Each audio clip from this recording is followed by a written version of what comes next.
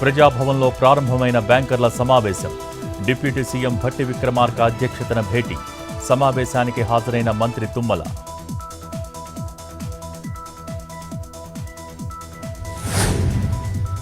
తెలంగాణలో నేటి నుంచే రైతు రుణమాఫీ పథకం అమలు.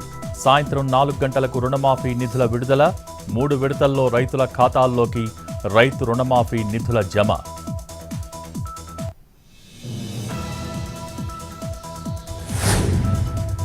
Adilabad municipal vice chairman Zaheer రంజానీపై నెగ్గిన అవిశ్వాసం. మద్దతుగా 34 మంది కౌన్సిలర్లు. పదవి కోల్పోయిన వైస్ చైర్మన్ జహీర్ రంజానీ. జహీర్పై అవిశ్వాస తీర్మానంతో సమావేశమైన ఆదిలాబాద్ మున్సిపల్ కౌన్సిల్.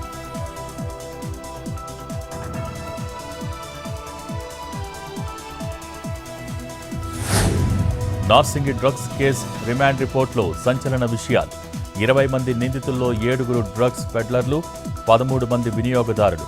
నైజీరియా నుంచి ఢిల్లీ మీదుగా హైదరాబాద్, ఏపీలో పలు ప్రాంతాలకు డ్రగ్స్ స్మగ్లింగ్. డ్రగ్స్ కింగ్ పిన్గా నైజీరియన్ ఎబుకా.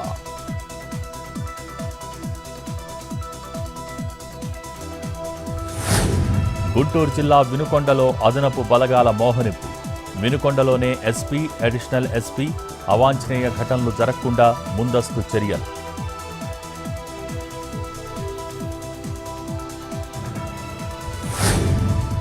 నిజామాబాద్ బ్యాంకులో భారీ స్కామ్. ముద్రా రుణాల పేరుతో మేనేజర్ మోసం.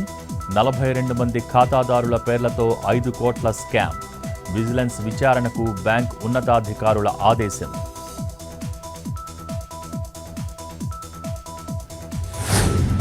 కాకినాడలో లీగల్ సర్వీసెస్ కమిటీ ఆధ్వర్యంలో అవగాహన కార్యక్రమం. హెల్మెట్ వినియోగంపై అవేర్నెస్. కార్యక్రమంలో పాల్గొన్న జడ్జిలు, అడ్వకేట్లు, ఆర్టీఏ అధికారులు.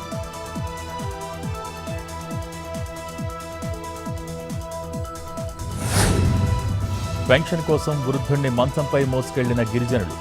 అల్లూరి సీతారామరాజు జిల్లా కొయ్యూరులో ఘటన.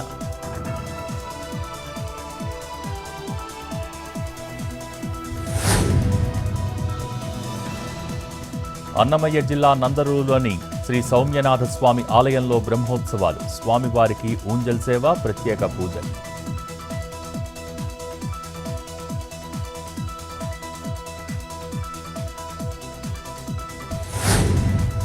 భద్రాద్రి కొత్తగూడెం జిల్లా పినపాక ఏజెన్సీలో ఆదివాసీల కష్టాలు. సరైన దారులు లేక ఇబ్బందులు పడుతున్న గిరిజనులు. వర్షాల కారణంగా చిత్తడిగా మారిన రహదారి. ఇబ్బందులు పడుతున్న గ్రామస్తులు.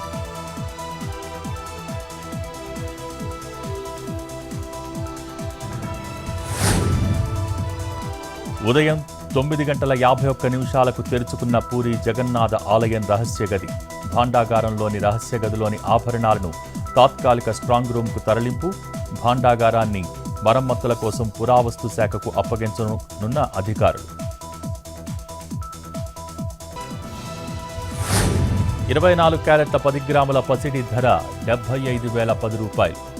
22 క్యారెట్ల 10 గ్రాముల పుత్తడి 68,760. కిలో వెండి ధర 1,600,000.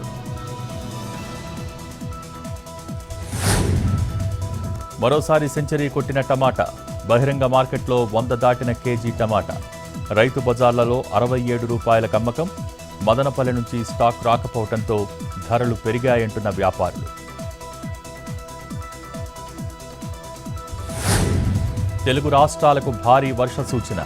నేడు, రేపు కోస్తాంధ్రలో పలుచోట్ల భారీ నుంచి అతి భారీ వర్షాలు. తెలంగాణలో 5 రోజుల పాటు వర్షాలు. రేపు బంగాళాఖాతంలో ఏర్పడనున్న మరో అల్పపీడనం.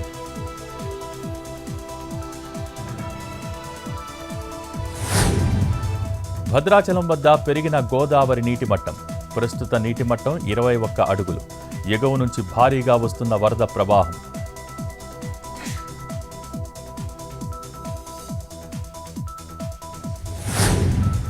తూర్పుగోదావరి జిల్లా గోపాలపురంలో దంచి కొడుతున్న వానలు. రోడ్లు పూర్తిగా జలమయం. స్కూళ్లకు వెళ్లేందుకు విద్యార్థుల అవస్థలు.